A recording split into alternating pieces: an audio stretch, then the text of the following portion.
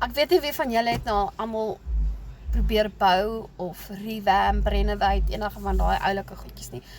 Maar as jy al deur daai prosesse, dan weet jy, dit is eintlik maar 'n nagmerrie van die begin tot die einde, as die einde ever kom in die eerste plek. So ons het nou onlangs begin bou daar by ons, en dit was veronderstel om 'n weekprojek te wees. Ons trek by week 4, en dis nou omtrent eers 2/3 klaar. En dit voel net soos 'n never-ending story. Maar as ek nou teruggaan en ek gaan kyk na waar ons begin het en waar ons nou trek, kan ek die vordering sien.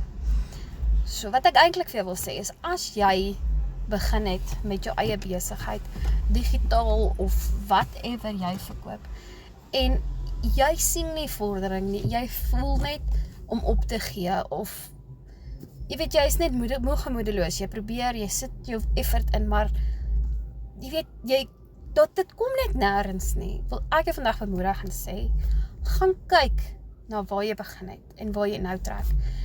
En celebrate die klein victories. Al is dit net, jy weet, een stappie wat jy gevorder het. Celebrate daai stappie.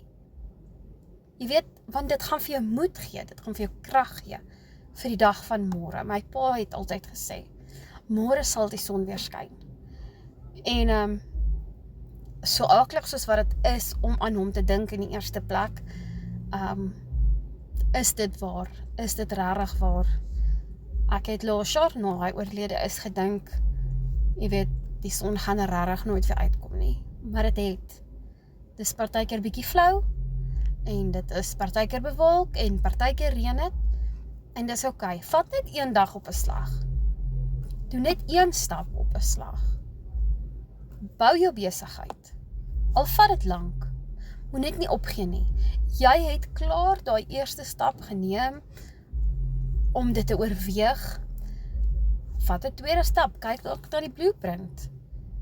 En as jy braaf genoeg is om jou program te koop, doen dit, al begin jy met die klein een. Begin net ergens.